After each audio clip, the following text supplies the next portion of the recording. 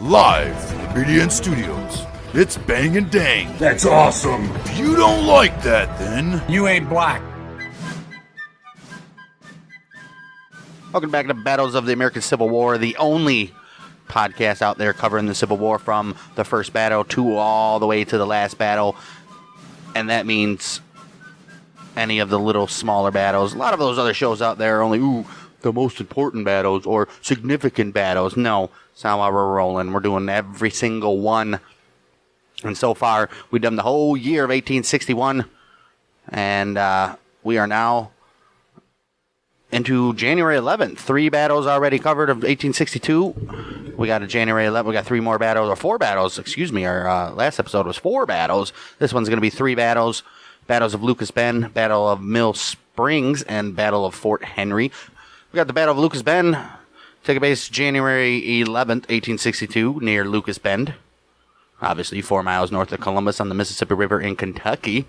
That's part of the Mississippi River that probably don't get talked about a lot. The USS Essex had been constructed in 1856. Okay, thank you for that. She was a 1,000-ton river gunboat converted from her original role as a timber-clad ferry named New Era. She was armed with one 32-pounder cannon, 3 11-inch Dahlgren smoothbores, one 10-inch Dahlgren smoothbore, and a 12-pounder howitzer. USS St. Louis was a city-class ironclad built in 1861 at Carondelet, Missouri. She was armed with 3 8-inch smoothbores, 4 42-pounder rifles, 6 32-pounder rifles, and 1 12-pounder rifle at the time of her service at Lucas Bend. So they got some heavy stuff for the Union here, huh? What does the Confederates have, like 3 boats? Maybe tugboats that turned into... Well, they have like a bunch of little guys, but warships, I think they only have like 2 or 3. Lucky they got those. They don't need them anyway. The what is the failed burning of the one that we had earlier on in the year that they took from the Union. They barely have a functioning army, let alone get a navy. They have not won a battle yet. And will not win a battle in 1862 until April. So wow. Both ships were sent to Cairo, Illinois, or Cairo, however you say it, early in the Civil War as part of troop transports moving the army into Tennessee. Illinois, a Union state which contributed 250,000 men to the Union Army, a figure surpassed by only New York, Pennsylvania, and Ohio. So Cairo, at the confluence between the Mississippi and Ohio rivers, was a key supply point and headquarters for Flag Officer Andrew Hall Foote and General Ulysses S. Grant. Future president. And Andrew Hall Foote's going to have something to do here this year, too. It was defended by Fort Defiance. The complex river network provided routes for the Union gunboats into the heart of the Confederate forces. However, the water levels, particularly in Tennessee River, were often not sufficient for gunboats to pass. The Confederate Ivy was launched in 1845 as a privately owned commercial vessel originally named Roger Williams and later the El Paraguay. Originally based in New Orleans following her commission in 1861, she was armed with one 8-inch smoothbore cannon and one 32-pounder rifle. That's it. The CSS Jackson was another privately owned vessel. See, they're all privately owned, too. Built in 1849 before being acquired in May 1861 by the Confederates and commissioned into active service in June of that year. She was armed with 2 32-pounder guns and was ordered to Columbus on June 6, 1861 to join Hollins in the defense of the Mississippi River. So they have no guns on these boats compared to what the Union has. Yeah. She had already seen action against the USS Conestoga on that very river, which is the Mississippi. The floating battery New Orleans had been towed up from her namesake city in Louisiana. What if it's supposed to be Louisiana? Louisiana? Louise. It's not pronounced Louise, though. That's the thing. Louisiana, isn't it? Louisiana. Lastly, the General Polk was a former sidewheel river steamer named either the Ed Howard or just Howard. Okay.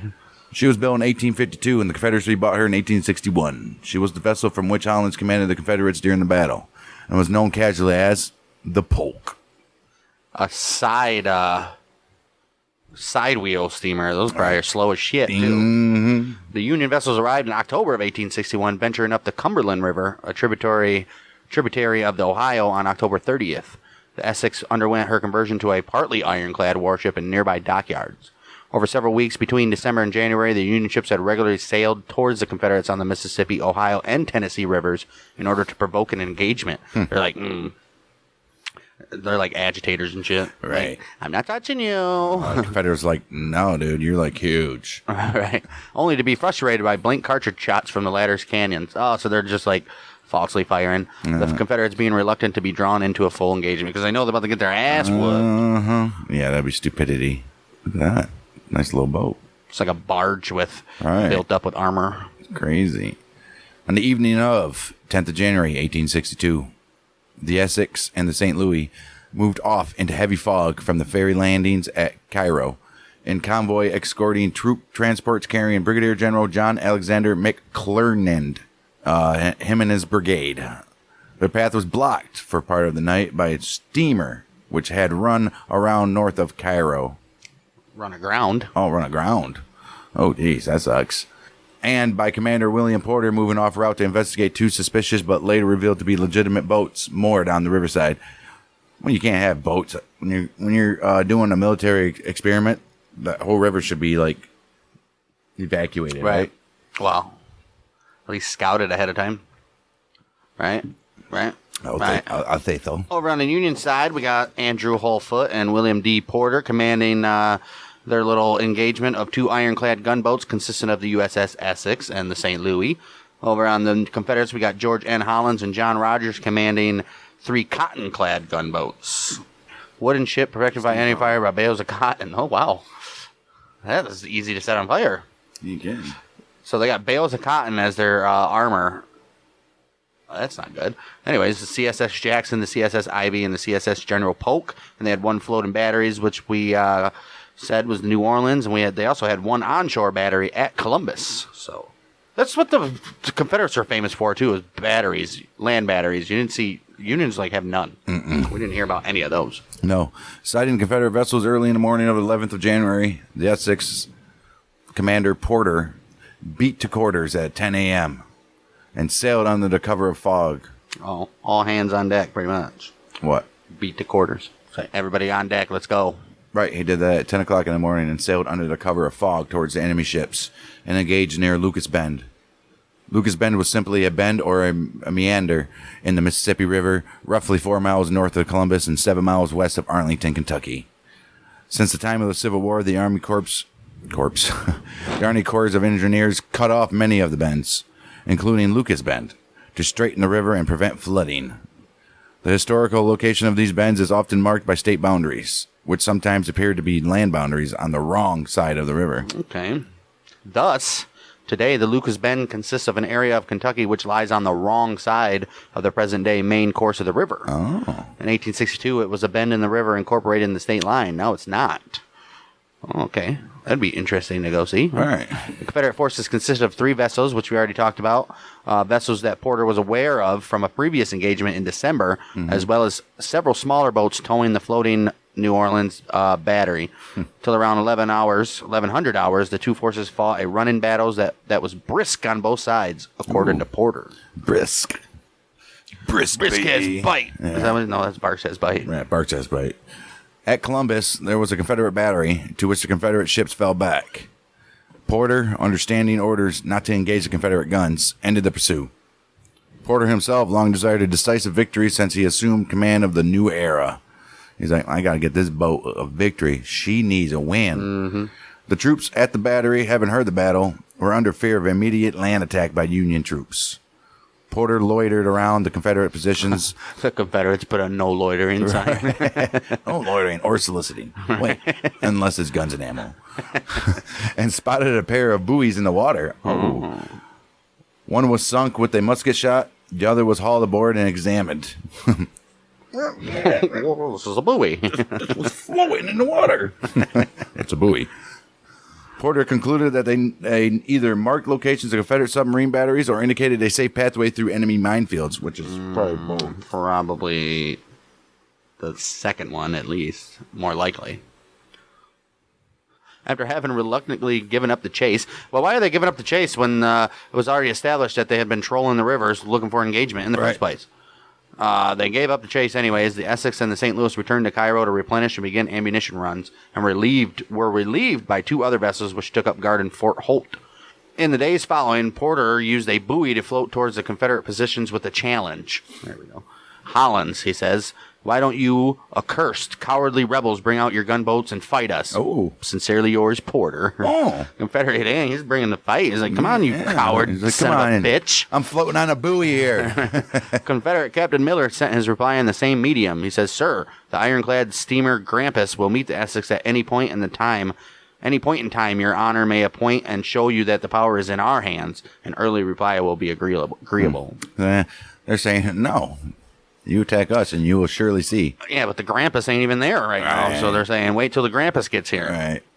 Well, the ships would meet in the coming weeks. However, the Confederate vessels proved speedier than the Union ironclads. Which we've seen already. Right.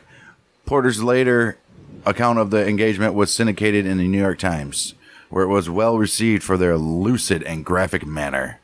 The inferiority of the timber-clad vessels to the ironclad warships was ever more apparent following the battle, particularly their lack of a stern gun. Yeah. Following the incident, the Union timber-clads were modified to have at least one cannon pointed aft. Yeah. You learn through trial and errors, I guess, right? The Lucas Bend engagement would nevertheless be among the last engagements of the Civil War to see timber-clad vessels fulfill anything more than a supporting role for either side. Yep. Yeah, because they're like, hey, it's probably better to get some iron on these damn things. Right. The Essex and St. Louis would go on to join Admiral Foote's squadron to capture Fort Henry on February 6th, which will be coming up as the last battle of this episode.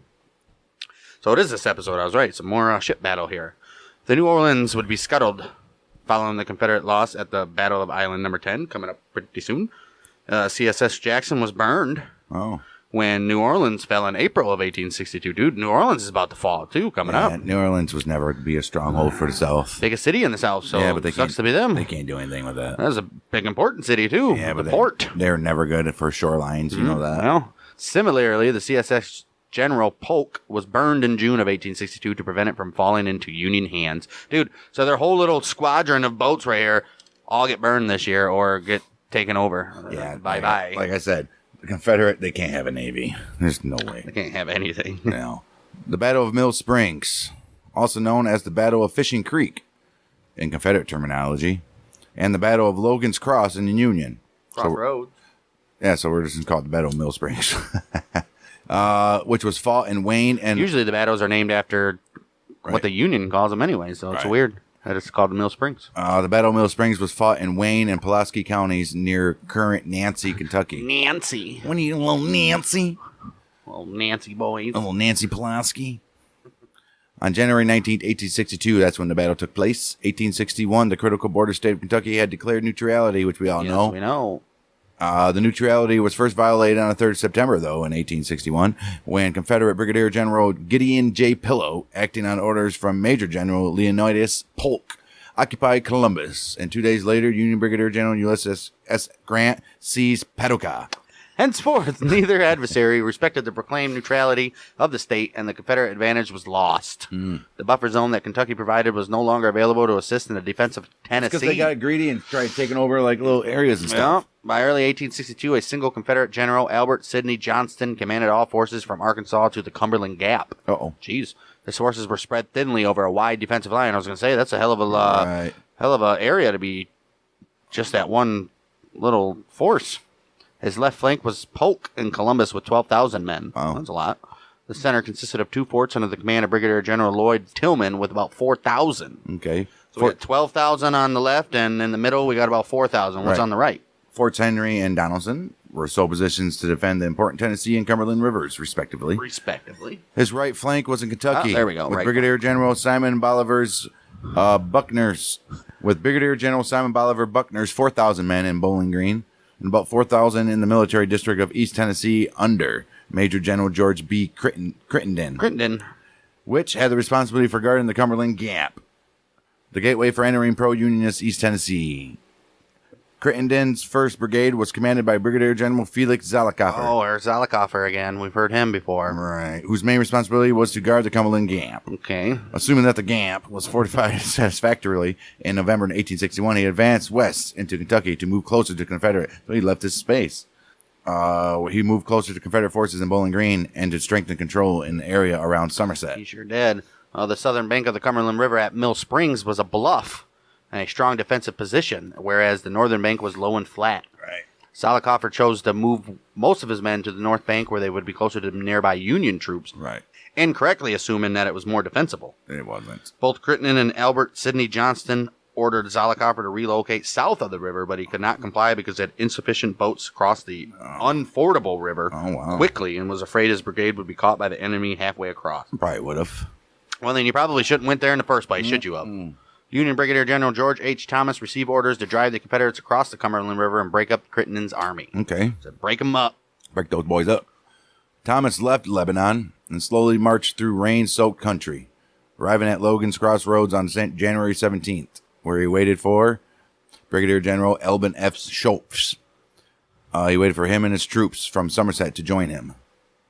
Crittenden, who until early January had remained in his headquarters in Knoxville, arrived at Mill Springs and realized that his inexperienced subordinate was in a dangerous situation. He devised a plan to attack the Union force, but it could concentrate against him. Oh, before it could. Right, before it could.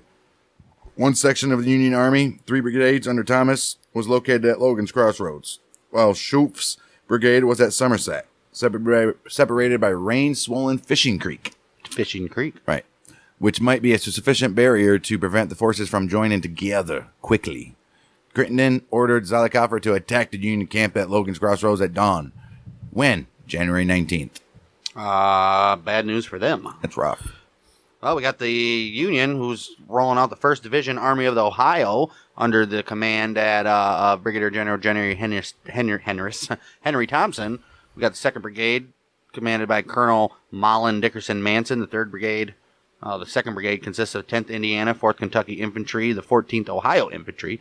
Then we got the 3rd Brigade led by Colonel Robert Latimer Cook. He was wounded in this battle, by the way. He's commanding the 2nd Minnesota Infantry and the 9th Ohio Infantry. We got the 12th Brigade led by Colonel Samuel Perry Carter. That consists of the 12th Kentucky Infantry, the 1st Tennessee Infantry, the 2nd Tennessee Infantry, the 1st Kentucky Cavalry, which had 4 companies in that. And then we had artillery of the Battery B, 1st Ohio Artillery, Battery C, 1st Ohio Artillery, and the 9th Ohio Battery. Also had some nearby troops that did not engage, the 10th Kentucky Infantry, 2nd Minnesota Infantry, 17th Ohio Infantry, 35th Ohio Infantry, 38th Ohio Infantry, and the 1st Michigan Engineers and Mechanics of companies D, F, and G. So they had a lot of troops if they needed them. Right. They needed to be reinforced. They had all these guys coming up, dude. Just waiting in the old background. Wow. The Confederate forces were led by Major General George Bibb Crittenden. First Brigade was Brigadier General Felix Kirk Zalakoffer, which we said. He's the 15th. He had the 15th Mississippi, the 19th Tennessee, the 20th Tennessee, 25th Tennessee, Tennessee Battery, Tennessee Cavalry Company, Tennessee Cavalry Company Corporate Q. Oh, they had 2 Tennessee Cavalry Companies. The Kentucky Cavalry Company. Then we got the 2nd Brigade, which is Brigadier General William Henry Carroll, who had the 16th Alabama, the 17th Tennessee, 28th Tennessee, 29th Tennessee, Tennessee Battery, which was called the Caswell Artillery, the 4th Tennessee Cavalry Battalion, and the 5th Tennessee Cavalry Battalion. Look at that. Crazy stuff. Nearby district troops not engaged. 37th Tennessee, 1st Tennessee Cavalry Battalion, 3rd Tennessee Cavalry Battalion, which had 2 companies. Tennessee Battery, which is also called the Harding Artillery. So both of them got some pretty nice troops here, huh? Decent. The Confederate march through the night was hampered by rain and mud, and the troops arrived at Logan's Crossroads cold and miserable. Many of the men carried antique Napoleonic-style flintlock muskets, which became almost useless in the wet weather. You can't be dumping powder and shit. The slowness of the march had cost them the element of surprise. Nevertheless, they launched a spirited attack, led from the front by Zalakoffer, and achieved some initial success.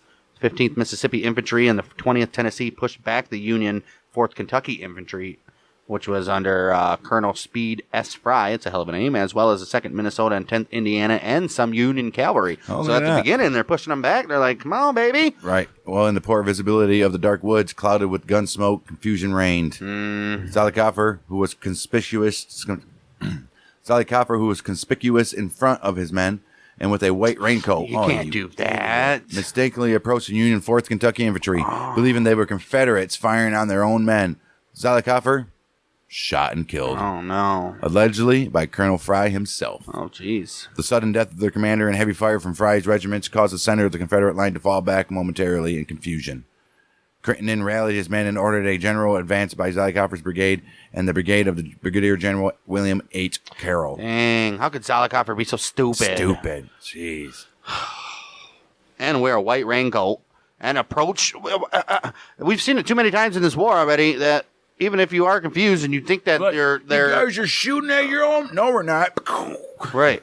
Like, take cover and yell at him or something instead of just walking up to him. What a moron. Jeez, oh my. At this point, Thomas arrived on the field and ordered the 9th Ohio to advance while the 2nd Minnesota maintained heavy fire from the front line. Colonel Robert L. McCook, commanding Thomas's 3rd Brigade, wrote that the lines were so close that, quote-unquote, enemy and the 2nd Minnesota were poking their guns through the same fence. When the 9th Ohio turned the Confederate left flank, the battle was decided. Of course it was. The Confederate troops broke and ran back towards Mill Springs in a disorderly route, and Crittenden, who was rumored to be drunk during the battle, was powerless to stop them. They frantically crossed to the side of the Cumberland, south side of the Cumberland, abandoning 12 valuable artillery pieces, 150 wagons, more than 1,000 horses and mules, and all of their dead and wounded. They didn't even come back for those guys. Wow. The retreat continued all the way to Chestnut Mound in Tennessee, which is near Carthage, which I believe is a significant battle coming up there, about 50 miles due east of Nashville. Wow, these guys actually booked it. Well, they lost their big guy, and all hell broke loose. And then you got the drunken guy that's commanding all of them, and who knows, dude? Idiots, dude. Casualties were relatively light. Union losses were 39 killed, 207 wounded. Confederate, 125 killed, 404 wounded. I like how they consider that right.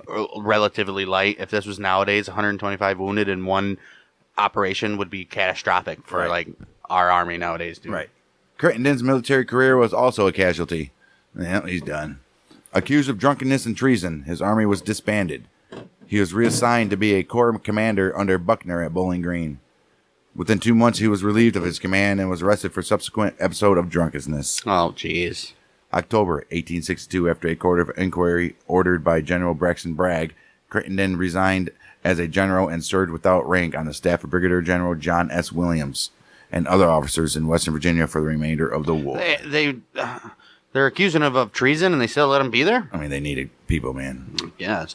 Battle of Mill Springs, along with the Battle of Middle Creek on January 10th, broke the main Confederate defensive line that was anchored in eastern Kentucky. Confederate fortunes in the state did not rise again until the summer, when General Braxton Bragg and Major General Kirby Smith launched their Kentucky campaign, which culminated in the Battle of Perryville and Bragg's subsequent retreat. Uh-oh. Mill Springs was the larger of the two Union Kentucky victories in January of 1862. With these victories, the U.S. carried the war into Middle Tennessee in February. That was like their archway into Tennessee. Sure was. Had to do it. The Mill Springs battlefield is located in Pulaski County, not far from Nancy, Kentucky, and also Mill Springs in Wayne County across from the lake. Yeah. Cumberland River at the time of the battlefield. Well, it was a river at that time? Now it's a lake. Now it's a lake, right? The historic town of Mill Springs, after which the battle was named, is actually across Lake Cumberland. This section of the battlefield in Wayne County, Kentucky still offers the only two remaining structures remaining. You just said that. Remaining from the actual battle. The Brown Lanier House and the West Metcalf House are still standing and have weekend guide tours available in the summer months. Well, isn't that nice? Well, both those buildings are operated by the Mill Springs Battlefield Association. To access this portion of the battle area on the other side of the lake, one must travel via Highway 90 south towards Monticello and on to Highway 1275. Portions of the battlefield in Pulaski County are preserved as a county park. named Zollicoffer Park in honor of the slain general. Okay, I'm surprised that's not changed yet. The Mill Springs Battlefield Association has protected portions of the battlefield by the acquisition of development rights to what is still a largely rural landscape or by outright purchase. Zollicoffer Park contains a Confederate cemetery which consists of a mass grave. Oh, shit. You don't really see that No. much. They usually would have dug them up and as many as they could and put them in like Arlington or something. Right. There's a corresponding Mill Springs National Cemetery in Nancy, where the Union dead were interred. Oh. The battlefield, which covers about 105 acres, Jeez, dude. was named just imagine the size of that battlefield. huge. Was named by the United States Secretary of Interior as one of the top 25 priority battlefields and is considered a historic landmark. Top 25. Wow. Wow. The Zolli tree was the tree attributed as the place Felix Zollicoffer fell. It no longer exists. The victim of a lightning strike. Oh. But the stump See, is even marked. God was like, yeah, this guy didn't deserve this. They marked a stump. The Civil War Trust, a division of the American Battlefield Trust, and its partners have acquired and preserved 685 acres at Mill Springs. Well, it's a little too much. All right. It was only a 105-acre battlefield, but November 4th, 2006, the Mill Springs Battlefield Visitor Center and Museum was officially dedicated. Several commemorative ceremonies are held at the battlefield each year, including candlelight tours. That'd be cool. Right. Live-in history presentations and occasional reenactments. Nice. January 15, 2013, Kentucky Representative Hal Rogers introduced the bill H.R. 298, officially titled, "To direct the Secretary of the Interior to conduct a special resource study to evaluate the significance of the Mill Springs battlefield located in Pulaski and Wayne counties, Kentucky, and the feasibility of its inclusion into the national park system for other purposes." Okay, so they just want some money. Right. Rogers said that the Battle of Mill Springs is a source of great pride and interest to the people I serve. Rogers argued that battlefield was a jewel. That's my jewel. That's what we have here. That's all we're known for. And will be an excellent addition to the National Park Service. John D. Dingle. John D. Dingleheimer Smith. His name is Junior, too. He's a conservative. He's a Conservation Management and Recreation Act signed into law on March 12, 2019. Anyway, John D. Dingle Jr., Conservation Management and Recreation Act, signed into law on the 12th of March, 2019. Established the site as Mill Springs Battlefield National Monument. Oh, look at that. Finally, 100 and something years later. Good for them. 160 years later. Jeez, took that long. And wrapping up the episode with the last battle of the night, the Battle of Fort Henry, which was fought on February 6th, 1862 in Stewart County, Tennessee. Uh-oh, they're moving into Tennessee during the war. It was the first important victory for the Union and Ulysses S. Grant in the Western Theater. In early 1861, the critical border state of Kentucky had declared neutrality in the war. This neutrality was first violated, which we've said. The riverside town... this neutrality was first violated on September 3rd when Major General Leonidas Polk occupied Columbus, Kentucky. That riverside town was situated on 180-foot high bluffs, that commanded the river at that point, where the Confederates installed 140 large guns, underwater mines, and a heavy chain that stretched a mile across the Mississippi River to Belmont, while occupying the town with 17,000 troops, thus cutting off northern commerce to the south and beyond. Yes, sir, they did, too, but it didn't last long. Nope. 2 days later, General Grant, displaying the personal initiative that would characterize his later career, seized Paducah, Kentucky, a major transportation hub of rail and port facilities at the mouth of the Tennessee River. Henceforth, neither adversary respected Kentucky's proclaimed neutrality and Confederate advantage was lost. Right. The buffer zone that Kentucky provided between the North and South was no longer available to assist the defense of Tennessee. Yes, sure wasn't. By early 1862, a single general who was named Albert Sidney Johnson commanded all the Confederate forces, which we said from Arkansas to Cumberland Gap. Oh, yeah, 1862, Albert Sidney Johnson, we know, had Arkansas to Cumberland Gap. That was all his forces. Right, spread too thin. Right. The Union military command in the West suffered from a lack of unified command, on the other hand, and were organized into three separate departments. The Department of Kansas, under Major General David Hunter, the Department of Missouri, under Major General Henry W. Halleck, and the Department of the Ohio, under Brigadier General Don Carlos Buell. Don Carlos, he makes his appearance again. By January 1862, the disunity was apparent because they could not agree on a strategy for operations in the Western Theater. Buell, under political pressure to invade and hold pro-Union eastern Tennessee, moved slowly in the direction of Nashville. and Halleck's department, Grant moved up the Tennessee River to divert attention from Buell's intended advance, which did not occur, though. Uh-oh. Halleck and other generals in the West were coming under political pressure from President Lincoln. He was like, I need you guys to participate in a general offensive by at least Washington's birthday. Now Lincoln's getting fed up, and he's like, dude, we need to do something here. He's like, nothing's happening. You got until... the public's losing faith in us right now. You got until Washington's birthday. Well, when's that? It's February 22nd, I mean, guys. how do you not know the father of our country? Jeez. Well, this is despite his tradition of caution. Halleck eventually reacted positively to Grant's proposal to move against Fort Henry. Halleck hoped that this would improve his standing in relation to his rival, Buell. Oh, that's only why. Halleck and Grant were also concerned about rumors that Confederate General P.G.T. Beauregard would soon arrive with 15 Confederate regiments. Yeah, you don't want Beauregard there. On 30th of January, 1862, Halleck authorized Grant to take Fort Henry. He's like, Grant, go ahead, buddy. You do it, bud. Well, and Grant was like, all right, I ain't going to waste no time. He said, I'm leaving Cairo, Illinois at the confluence of the Mississippi and Ohio rivers on February 2nd. Oh, he wasted time then. Yes. His invasion force, which arrived on the Tennessee River on February 4th and 5th, consisted of 15,000 to 17,000 men in 2 divisions, commanded by Brigadier Generals John H. McClernand and Charles F. Smith, and the Western Gunboat Flotilla, commanded by the United States Navy Flag Officer Andrew Hall Foote. Okay, so they're here again, huh? Right. The flotilla included 4 ironclads, the USS Cincinnati, USS Carondelet, the USS St. Louis, and the USS Essex, which was under Foote's direct command, and 3 timber-clad gunboats, the USS Conestoga, the USS Tyler, and the USS Lexington, under Lieutenant Seth Ledyard Phelps. Insufficient transport ships this early in the war to deliver all of the Army troops in a single operation required 2 trips upriver to reach the fort. Really? I mean, you had 17,000 men, man. I mean, you know. Fort Henry was a 5-sided open bastion, earthen structure covering 10 acres on the eastern bank of the Tennessee River near Kirkman's Old Landing. Bastion is basically way of defense for the fort, right? From what I understand. Structure projecting outward from the curtain wall of a fortification, most commonly angular in shape and positioned at the corners of the fort. Right.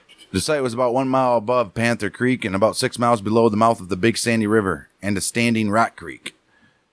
In May 1861, Isham G. Harris, the governor of Tennessee, appointed the state's attorney Daniel S. Donaldson as a brigadier general and directed him to build fortifications on the rivers of Middle Tennessee. Saying, you do that. He's like, okay.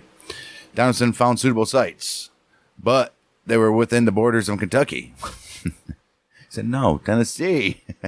Still a neutral state at the time. No, the rivers of, rivers of Middle Tennessee. He was like, I found some suitable ones, but they're in Kentucky. Moving upriver just inside Tennessee border, Donaldson selected the site of the fort on the Cumberland River that would bear his name. That won't go so well for him in a couple of weeks. Right. Colonel Bushrod Johnson, that's a hell of a name, Bushrod, of the Tennessee Corps of Engineers approved Bushrod Johnson. Sounds like a baseball player's name. Bush Dick. Sorry, guys. I know. You guys are serious. Civil War. Slaves are at risk. As construction of Fort Donelson began, Donelson moved 12 miles west to the Tennessee River and selected the site of Fort Henry, naming it after Tennessee Senator Gustavus Adolphus Henry Sr. All right. With Fort Donelson on the west bank of the Cumberland, Donelson selected the east bank of the Tennessee for the second fort, so one garrison could travel between them and defend both positions. Nice. He thought it would be unlikely that the 2 forts would be attacked simultaneously. Well, I always think the unthinkable. Right. Unlike its counterpart on the Cumberland, Fort Henry was situated on low, swampy ground and dominated by hills across the river. To its advantage, it had an unobstructed field of fire 2 miles downriver. Oh, yeah, that would be a hell of an advantage. Donaldson's surveying team, Adna Anderson, a Civil War engineer, and Major General William F. Foster, he was just a civil engineer. Right, from the 1st Tennessee Infantry, objected strongly to the site and appealed to Colonel Johnson, who inexplicably approved it. He's like, eh. Fort was designed to stop traffic on the river, not to withstand large-scale infantry assaults that armies would use during the war. Construction began in mid-June of 1861 using men from the 10th Tennessee Infantry, and slaves, of course. After this flurry of activity, the remainder of 1861 saw little action because of forts on the Mississippi River had a higher priority for receiving men and artillery. General Polk also neglected Forts Henry and Donelson in favor of defending Columbus, Kentucky. This Polk guy doesn't seem too smart. No, in late December, additional men from the 27th Alabama Infantry arrived along with 500 slaves to construct a small fortification across the river on Stewart's Hill within artillery range of Fort Henry and named it Fort Hyman. In January 1862, Brigadier General Lloyd Tillman assumed command of both Forts Henry and Donelson with a combined force of 49 hundo. At Fort Henry, approximately 3,000 to 3,400. And 2 brigades were commanded by Colonels Adolphus Hyman and Joseph Drake. That's a normal name there. Right. The men were armed primarily with antique flintlock rifles from the War of 1812. Jeez, dude, you guys couldn't upgrade your equipment? They're 55 years old. Jeez. 17 guns were mounted in Fort Henry by the time of the battle, 11 covering the river and the other 6 positioned to defend against a land attack, which were 18-pounder smoothbores. There were 2 heavy guns, a 10-inch Columbiad, and a 24-pounder rifled Canyon, with the remainder being 32-pounders. There were also 2 42-pounders, but no ammunition of that caliber was available. Hey, man, let's install these guns, but we're not going to have any ammunition. Just look like we got something here. When the river was at normal levels, the fort's walls rose 20 feet above it and were 20 feet thick at the base. Jeez. It's huge. Wow. Sloping upward to a width of nearly 10 feet at the parapet. So 20 to 10, that's still... ain't no cannon fire getting through that. Right. However, February 1862, heavy rains caused the river to rise, and most of the fort was underwater. Oh, no. Including the powder magazine. Oh, no. The Confederates deployed one additional... Didn't they survey how the... they did. How the water rise and shit? That was not for Donelson. But still. Right.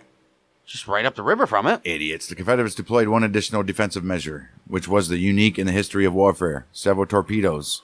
In modern terminology, a naval minefield. Right. They called mines, right. Torpedoes. Were anchored below the surface in the mine shipping channel. Or the main shipping channel. Right. Rigged to explode when touching... rigged to explode when a ship has touched it.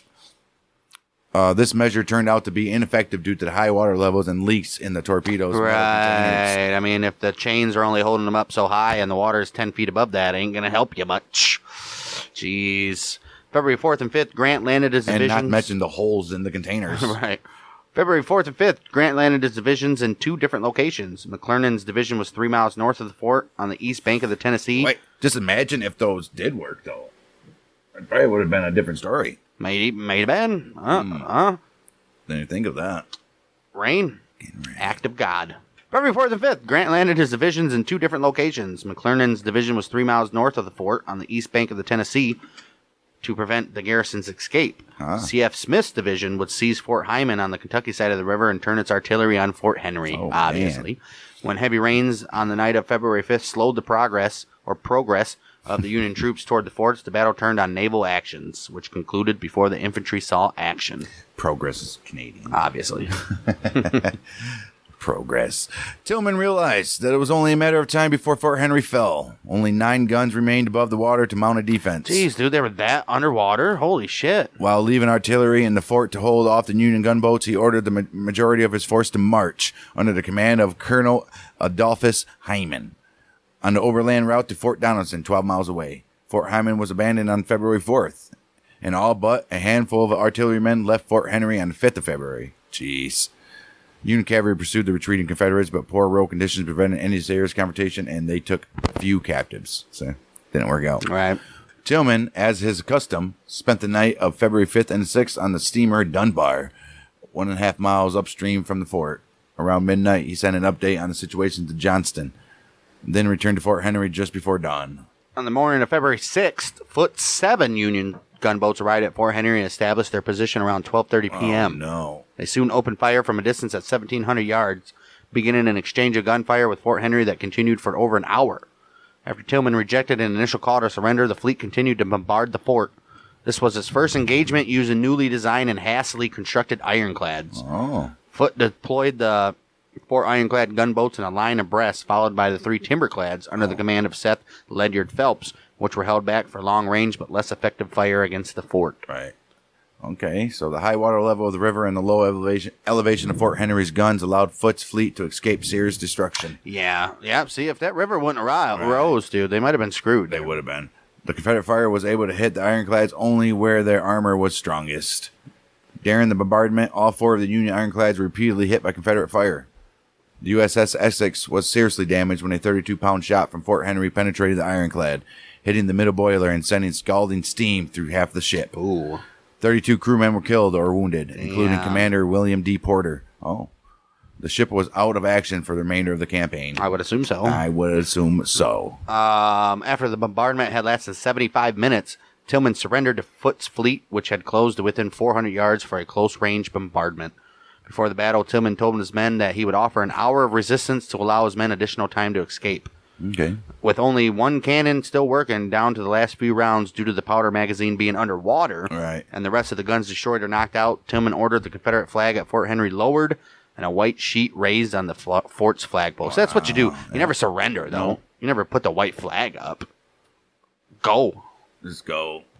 Abandon the fort. Right. Upon seeing the white flag, the Union gunboats immediately ceased fire. Small launch from the flotilla sailed. Now, what would happen if somebody puts a white sheet or a white flag up, and then once everybody else stopped firing and they're going to, like, seize the fort, and then they just ambush them? Has that ever happened?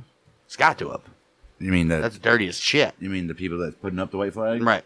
And ambush They're them? doing it on purpose I don't think to so, man. draw them in. That's like the act of war right there. That's war crime, Right, I would war assume, crime, right? act You of can't war. do, I mean, that's a war crime. You can't do that, right? I'm sure it has happened in some places. I'm pretty sure of that, right? Yeah. Upon seeing the white flag, the Union gunboats immediately ceased fire. A small launch from the flotilla sailed through the sally port of the fort and picked up Tillman for the surrender conference and ceremony on Cincinnati. This motherfucker's having Right. conferences and ceremonies for surrenders. 12 officers and 82 men of the garrison surrendered. Other casualties from the fort's garrison were estimated to be 15 men killed and 20 wounded. The evacuating Confederate force left all of its artillery, of course, and equipment behind. Tillman was imprisoned but exchanged on August 15th. Okay. Well, Tillman wrote bitterly in his report that Fort Henry was in a wretched military position. The history of military engineering records no parallel to this case. One of the guys said there was a terrible spot for it. Grant sent a brief dispatch to Halleck. He said, "Fort Henry is ours. I shall take and destroy Fort Donelson on the 8th and return to Fort Henry." Halleck wired Washington, D.C., and he said, "Fort Henry is ours. The flag is reestablished on the soil of Tennessee. It will never be removed." Never. Jeez. Grant and his troops arrived at Fort Henry at around 3 p.m. on the 6th of February to see that the garrison had already surrendered. McClernand's divisions arrived at the fort about 30 minutes later. In the meantime, Smith's division had reached the deserted Fort Hayman. If Grant had been cautious and delayed his departure by 2 days, the battle would have never occurred. By February 8th, Fort Henry was completely underwater. Jeez. On February 7th, How high did the damn water it's the rise? Mississippi River, man. 20 feet? That's a freaking fort. Yeah, but it was in lowland already. Nah, still. Jeez. You're telling me this has not happened before?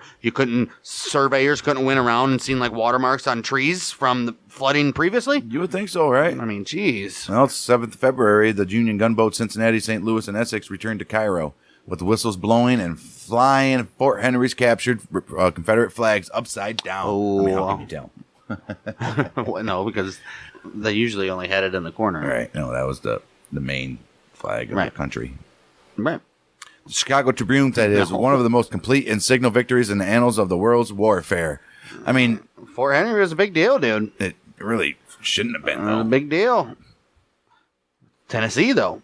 Yeah, They've been itching to get in Tennessee for a minute. it's true. Fort Henry's fall quickly opened the Tennessee River to Union gunboats and shipping south of the Alabama border.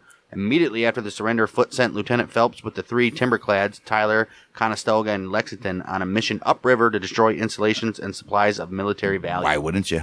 The flotilla's ironclads had sustained damage in the bombardment of Fort Henry and were slower and less maneuverable, obviously. The raid reached as far as Muscle Shoals, just past Florence, Alabama, which is the river's navigable limit. Okay. Well, the Union timberclads and their raiding parties destroyed supplies and What are they, Vikings? right, an important bridge of the Memphis and Ohio Railroad, 25 miles upriver. They also captured a variety of southern ships, including the Sallywood, the Muscle, Eastport, an ironclad under construction. Okay, so stop one of those. The citizens of Florence asked Phelps to spare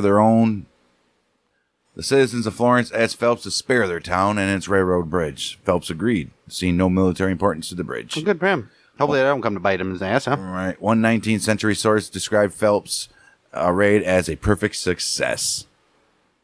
It discovered the real weakness of the Confederacy in that direction, the feasibility of marching an army into the heart of the Confederacy, and, better than that, it developed the most gratifying evidences of genuine Union feeling in Tennessee, Mississippi, and Alabama. Right, this is the first time the Union's been in these parts since the war began. Right.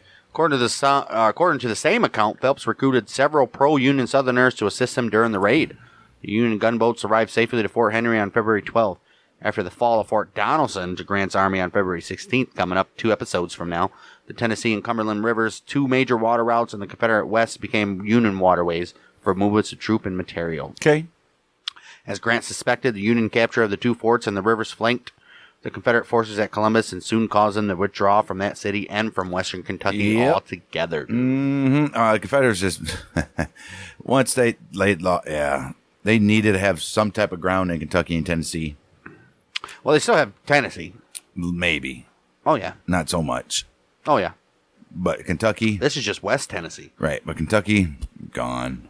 Although closely associated with Fort Donelson, the Fort Henry site is not managed by the United States National Park Service as part of the Fort Donelson National Battlefield. Well, why would it be? It is currently part of the Land Between the Lakes National Recreation Area. Okay. When the Tennessee River was dammed in the 1930s, creating Kentucky Lake, the remains of Fort Henry were permanently submerged. Oh, morons. Why would they do that? Like, people are so dumb. I know, huh?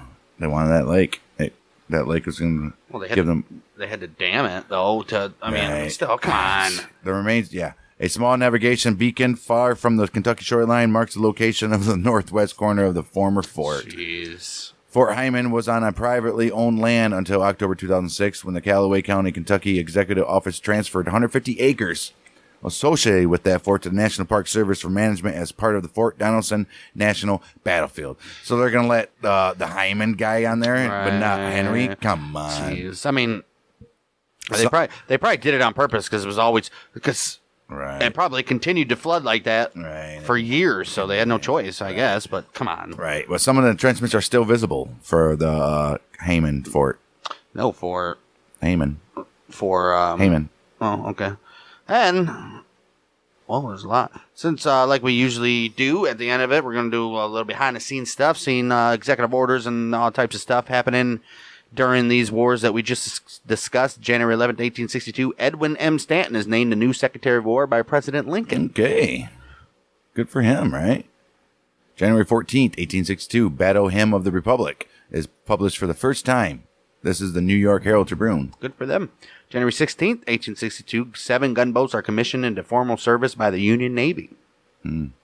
January 20th, 1862, the first ironclad is named USS Monitor by its designer, John Erickson. Yeah, this is the first fully built ironclad, none of the other ones that are just throwing iron on the side of a... Right. January 22nd, in an effort to raise enlistment numbers, the Confederate government announces an increase to the enlistment bonus from $50 from $10. Dang, that's a lot. Because they're like, we need some shit here. Dude, $50? Right. What is that, a week? No, that's just a bonus. Also, you just get it for signing up. And then you probably get like $5 a week. Right. January 27th, 1862, in an effort to stir General McClellan to action, President Lincoln announces a deadline of February 22nd for an all advance of Union forces against Confederate Commission. We already said that. Washington's birthday. Right. February 4th, the price of saltpeter, compounds needed for the manufacture of gunpowder, is raised to 40 cents per pound by Confederate Secretary of War Judah Benjamin. And with that, this will be the end of our episode. Coming up next 2 episodes, we got big ones. We had to throw in a Class B battle with a Class A battle next time because the Battle of Roanoke Island just wasn't long enough. It would have only been literally a 20-minute episode. You can't be having that, though. It's Roanoke Island.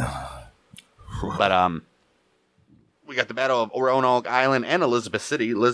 City being silly Elizabeth. The silly Elizabeth. Elizabeth City being the... Wait. All right, that's what happened.